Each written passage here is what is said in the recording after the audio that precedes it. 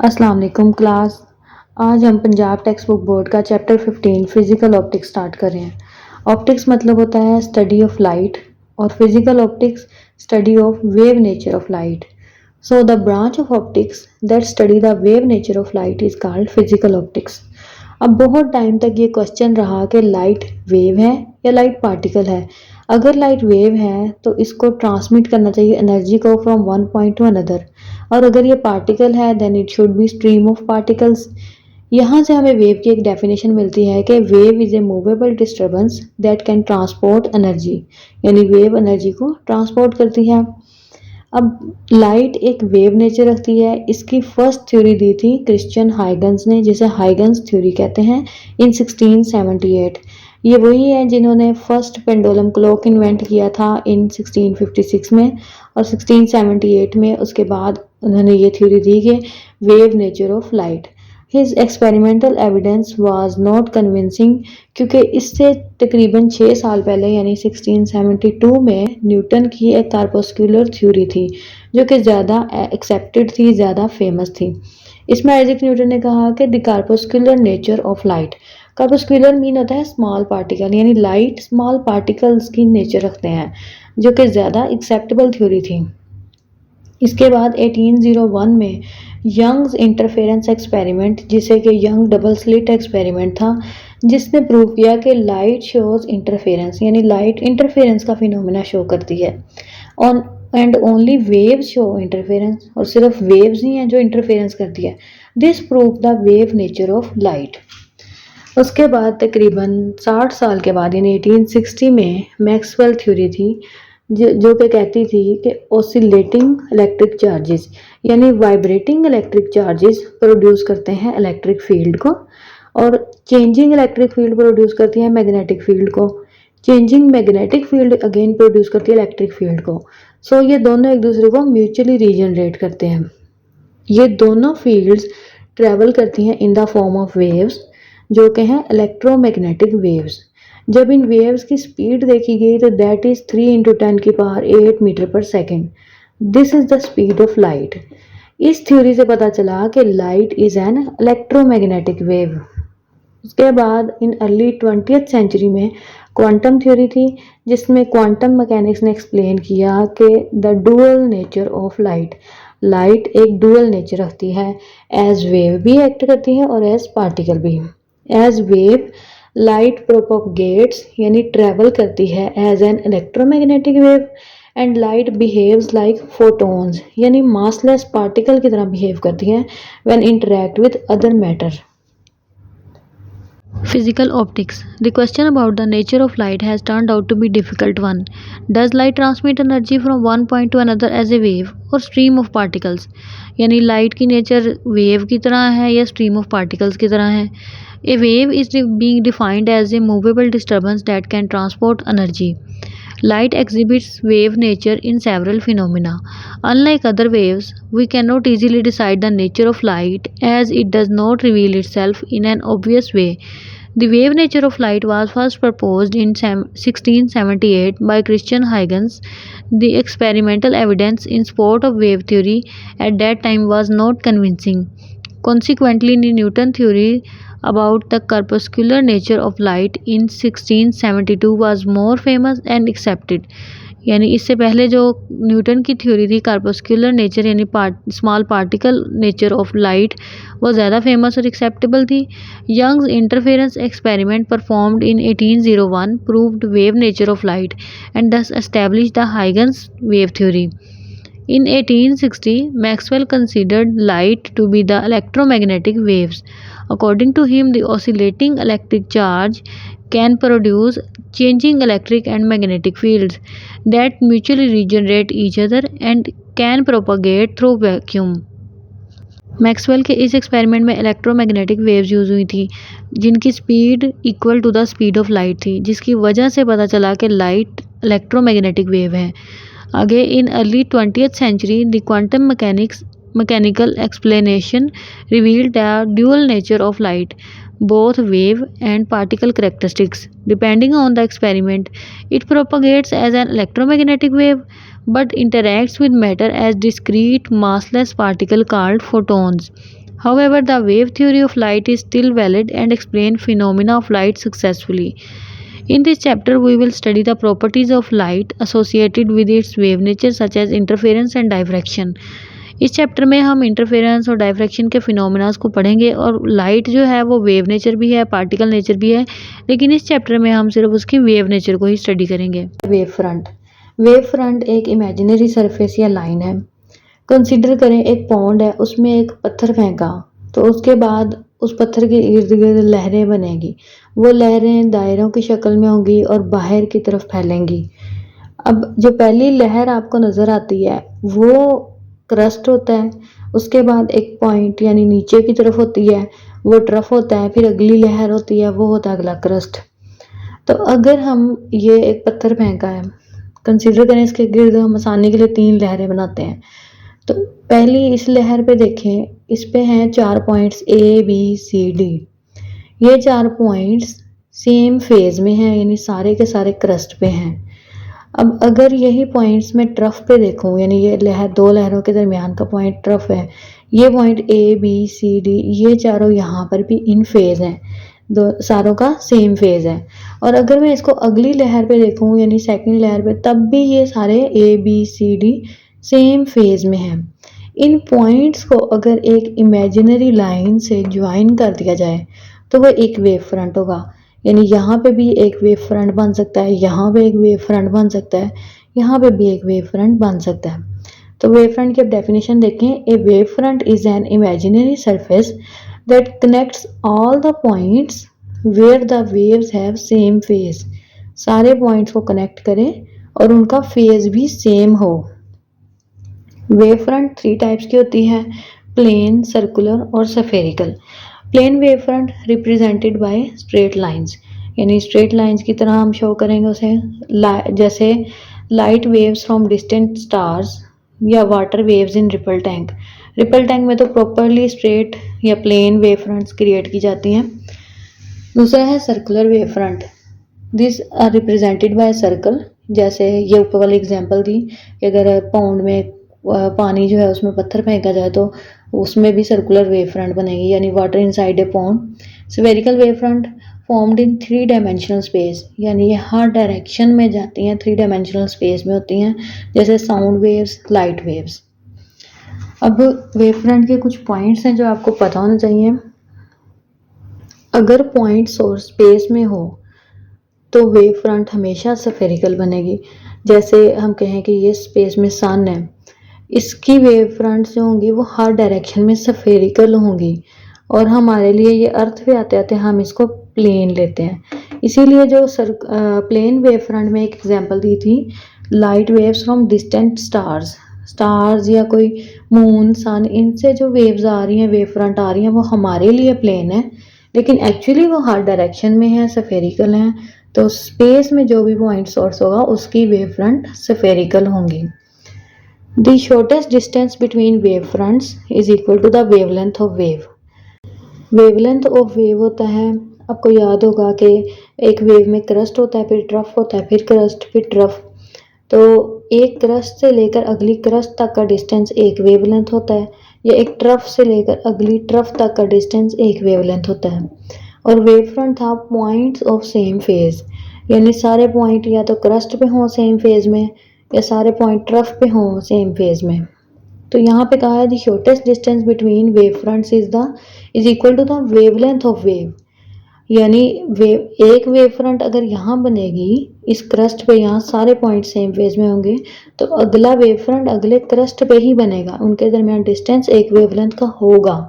अगर मैं कहूँ एक वेव फ्रंट ट्रफ पे बन रहा है, यहाँ सारे पॉइंट्स सेम फेज में हैं, तो अगला वेव फ्रंट अगले ट्रफ पे होगा जहाँ सारे पॉइंट्स सेम फेज में होंगे। अगला पॉइंट है the direction of transfer of energy is always perpendicular to any point on the surface of given wave front. अब ये वही अगर पॉइंट की एग्जांपल लें तो इसमें जो वेव फ्रंट्स बनेगी इस पे कुछ पॉइंट्स हैं। अगर ये कोई एक पॉइंट मैं कंसीडर करती हूँ, ये एक पॉइंट इसके परपेंडिकुलर है direction of transfer of energy, यानी एनर्जी की ट्रांसफ़र की डायरेक्शन इस पॉइंट से परपेंडिकुलर है। इस पॉइंट से परपेंडिकुलर भी होगी इस डायरेक्शन में, इस पॉइंट से परपेंडिकुलर होगी इस डायरेक्शन में। So the direction of transfer of energy is always perpendicular to any point on the surface of a given wave front. इसके बाद एक डेफिनेशन आती है रे की। Ray is a line at right angle to a wave front which shows its direction of travel. Consider करो ये plane wave front है, ये उसका सोर्स है, यहाँ से हम प्लेन वेव फ्रंट कर रहे हैं। अगर मैं इस पर एक परपेंडिकुलर लाइन या राइट एंगल पे लाइन लगाऊं जो वेव फ्रंट की डायरेक्शन शो करती है, क्योंकि सोर्स इस तरफ है तो ये इस तरफ जाकर बन रही है, तो ये परपेंडिकुलर लाइन जो वेव फ्रंट की डायरेक्शन भी शो करेगी वो रे होती है। सर्कुलर वेव फ्रंट हो तो उसमें रे की डायरेक्शन ऐसे होगी, यानी सारी 90 डिग्री पर होंगी, राइट एंगल होंगी टू द वेव फ्रंट और उसकी डायरेक्शन ऑफ ट्रैवल शो करती हैं। स्फेरिकल में ये रे हर डायरेक्शन में होती है क्योंकि ये वेव फ्रंट भी हर डायरेक्शन में है। अब रे जो होती है वो शो करती है direction of travel of wave front. और अभी मैंने बताया कि एनर्जी भी, ट्रांसफ़र ऑफ एनर्जी की डायरेक्शन भी परपेंडिकुलर होती है इस वेव फ्रंट के किसी भी पॉइंट से, तो रे डायरेक्शन ऑफ एनर्जी ट्रांसफ़र भी शो करती है। उसके बाद कहते हैं पीरियोडिक सोर्स, यानी वो सोर्स जो रेगुलर इंटरवल ऑफ टाइम के बाद रिपीट हो रहा है, उससे बनने वाली सक्सेशन ऑफ वेव फ्रंट, यानी जो बार बार बनेगी wave front, all of same phase, सारी सेम फेज में होंगी। क्योंकि सोर्स पीरियोडिक है, अगर एक क्रस्ट में बन रही है तो अगली वेव फ्रंट भी क्रस्ट में बनेगी, फिर अगली भी क्रस्ट में। अगर ट्रफ में बननी शुरू हुई तो पीरियोडिक सोर्स की वजह से ट्रफ ट्रफ ट्रफ में बनती जाएंगी। अब इस चैप्टर में हम वेव फ्रंट्स जो हैं उनको प्लेन ही कंसीडर करते हुए आगे पढ़ेंगे, फिनोमिना ऑफ इंटरफेरेंस और डायफ्रैक्शन। और लेंस के लिए अगर लाइट सोर्स उसके फोकल पॉइंट पर रखा जाए तो प्लेन वेव फ्रंट बनेगी on the other side of lens. चलिए अब वेव फ्रंट देखते हैं। To understand how energy is spread out in the form of waves we need to understand the concept of wave front. A wave front is an imaginary surface that connects all the points where the waves have same phase. ये उन तमाम points को connect करती है जहाँ पर wave same phase में हो। Wave front can be of 3 types. Plane wave front represented as straight line like light waves from distant stars and water waves in ripple tank. Circular waves represented by circles as formed in water inside a pond. Spherical wave fronts formed in 3-dimensional space by a sound or light waves. For a point source in space, the wave front will always be spherical, that is, they spread out in all directions. अगर point source space में है तो wave front spherical होंगी। For a very large distance like light rays coming from sun, these wave front can be assumed as plane on the surface of earth. यानी large distance पे जैसे अर्थ से हम उसे ऑब्जर्व करते हैं, हमारे लिए वो प्लेन वेव फ्रंट होंगी। The shortest distance between wave front is always equal to the wavelength of wave. ये बात मैंने आपको लेक्चर में अच्छे से समझाई है। Direction of transfer of energy of wave is always perpendicular to any point on the surface of a given wavefront. If the source is periodic, it produces a succession of wavefronts all of same shape. अगर source periodic है तो इससे बनने वाली वेवफ्रंट्स सब same shape की होंगी। Plane wavefronts are produced by a plane source और by any source at distant point, जैसे सन से आने वाली हमारे लिए प्लेन वेव फ्रंट होंगी। A line source for example a vibrator in a ripple tank creates a wavefront that are plane and straight in 2 dimensions. A point source S generates circular wavefront in 2 dimensions and spherical wavefront in 3 dimensions. As shown in figure, a line at right angle to a wavefront which shows its direction of travel is called a ray. As shown in figure. Figure में एक जो straight line लगाई हुई है plane wave front के ऊपर वो रे है, और सर्कुलर के अंदर भी जो सारी लाइंस हैं वो रे हैं। Here in this chapter we will assume plane wavefront from different source to study interference and diffraction phenomena. If a source of light is placed at a focal point of lens, plane wavefronts are formed on the other side of lens. Lens की condition में हम उसके focal point F पर अगर light source रखेंगे तो हमें दूसरी तरफ प्लेन वेवफ्रंट मिलेंगी। हाइगन्स प्रिंसिपल, इसकी हेल्प से noun shape of wave front को यूज़ करते हुए हम shape of new wave front find कर सकते हैं। यानी अगर हमें एक वेव फ्रंट की शेप पता है तो उससे हम नेक्स्ट वेव फ्रंट की शेप फाइंड कर सकते हैं। इसके लिए कंसीडर करें, अगर हमारे पास एक पॉइंट सोर्स है S, इससे एक वेव फ्रंट जनरेट हुई A से B, जिसे हम प्राइमरी वेव फ्रंट कहते हैं। इसकी कुछ वेलोसिटी है v और इस पे कुछ पॉइंट्स हैं। आफ्टर टाइम t ये पॉइंट्स जो प्राइमरी वेव फ्रंट पे थे, हर पॉइंट एक सोर्स बन जाए सेकेंडरी वेवलेट का, यानी हर एक पॉइंट से एक न्यू वेव जनरेट हो जो कि स्प्रेड करे ऑल डायरेक्शंस में। तो ये A से B एक प्राइमरी वेव फ्रंट है और ये जो वेव्स जनरेट हुई ये वेवलेट्स हैं। ये स्प्रेड होती हैं ऑल डायरेक्शंस में और इनकी वेलोसिटी, हर वेव की वेलोसिटी सेम है एज द ओरिजिनल वेव। अब अगर हम यहाँ पर एक टेंजेंट ड्रॉ करें, टेंजेंट आपको पता है ऐसी लाइन, स्ट्रेट लाइन जो कि सर्कल को एक पॉइंट पर टच करे। अगर यहाँ पे एक टेंजेंट ड्रॉ करें, लेकिन अब क्योंकि ये वेवलेट्स स्प्रेड हो रही हैं ऑल डायरेक्शन में, स्फेरिकल हैं, तो यहाँ पे हम बोलते हैं टेंजेंट की बजाय बोलते हैं सरफेस टेंजेंट, क्योंकि सारी वेव्स को उस सरफेस के ऊपर हर एक को एक पॉइंट पर टच करेगा।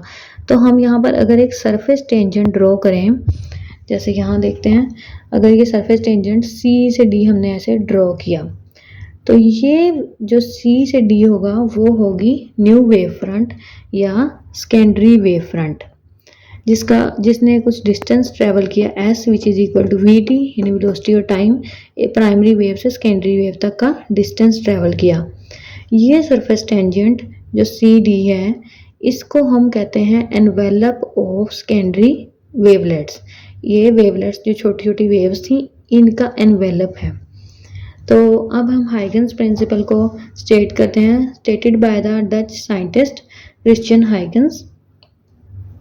Every point of a wavefront may be considered the source of secondary wavelets that spread out in all directions with the speed equal to the speed of propagation of wave. The new wavefront at a later time is the envelope of these secondary wavelets. तो new wavefront हमारी होगी वो envelope जो surface tangent था of the secondary wavelets.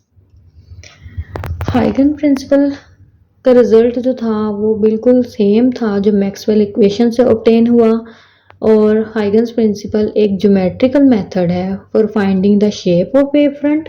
इसके अलावा ये एक सिंपल मॉडल है एंड ईजियर टू यूज़ है देन द मैक्सवेल इक्वेशन। यहाँ पे हमने एक एनवेलप की डेफिनेशन भी देख सकते हैं। The surface tangent to the secondary wavelets is called the envelope of the wavelets. Huygens principle. This principle, stated originally by Dutch scientist Christian Huygens, is a geometrical method for finding from the known shape of wavefront at some instant the shape of a wavefront at some later time।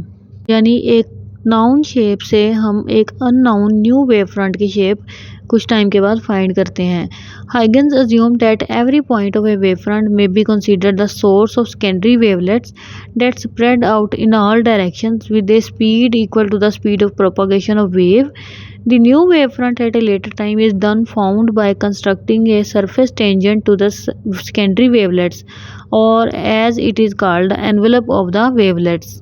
यानी अगर एक wave front पर कुछ points हैं और वो हर point एक source है सेकेंडरी वेवलेट का, यानी हर पॉइंट से एक न्यू वेव जनरेट हो रही है जो कि स्प्रेड होगी हर डायरेक्शन में और उसकी स्पीड होगी equal to the original wave.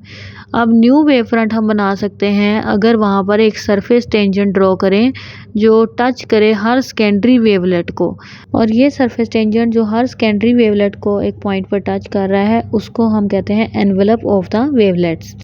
Figure 15.2 illustrates Huygens principle. Figure में देखते हैं यहाँ पर एक सोर्स ऐसा है जिससे प्राइमरी वेव फ्रंट जनरेट हुई ए से बी। बाय मिस्टेक यहाँ एस से बी लिखा हुआ है, ए बी है जो कि प्राइमरी वेव फ्रंट है। इसके ऊपर कुछ पॉइंट्स हैं, इसका हर पॉइंट एक सोर्स है सेकेंडरी वेवलेट का, यानी इसके हर पॉइंट से एक सेकेंडरी वेवलेट जनरेट हुई। अब अगर हम इस पर एक सरफेस टेंजेंट ड्रॉ करें तो वो हमारा सेकेंडरी वेव फ्रंट होगा, यानी हम एक नॉन प्राइमरी वेव फ्रंट से एक new secondary wave front generate कर रहे हैं जो कि सी से डी है। अब प्राइमरी और सेकेंडरी के दरमियान डिस्टेंस जो है वो S is equal to VT वाला फार्मूला है, यहाँ पे गलती से YT लिखा हुआ है तो ये VT है। तो आगे देखते हैं, the original wave front AB is travelling outward from a source as indicated by the arrows. We want to find the shape of the wave front after a time interval T। We assume that V the speed of propagation of wave, यानी जो जिस speed से ये wave propagate कर रही थी, travel कर रही थी, वो V थी, is same at all the points, यानी वो वेवलेट्स में भी सेम है ऑल द पॉइंट्स पे। Then in time T, the wavefront travels a distance Vt. We constructed several circles, traces of spherical wavelets. यानी हमने spherical बनाए यहाँ पे wavelets क्योंकि वो all directions में हैं। The radius Vt centered at points along AB, यानी इनका सेंट्रल पॉइंट जो है वो AB के ऊपर है इन सारी वेवलेट्स का, और इनका रेडियस जो होगा वो Vt होगा, जो कि एक्चुअली प्राइमरी और सेकेंडरी वेव फ्रंट्स के दरमियान डिस्टेंस था। The trace of the envelope of these wavelets which is the new wave front is the curve CD। अब यहाँ पर अगर हमने एक ट्रेस किया एनवेलप जो कि सरफेस टेंजेंट था, वो इन सारी वेवलेट्स को ज्वाइन करता हुआ एक कर्व बनाएगा CD, जिसे सेकेंडरी वेव फ्रंट कहेंगे। All the result that we obtain from Huygens principle can also be obtain from Maxwell equation, but Huygens principle model is easier to use. आज का हमारा लेक्चर यहीं तक था। अगर आपको हमारी वीडियोस पसंद आ रही हैं तो इसे लाइक, शेयर और सब्सक्राइब कीजिए।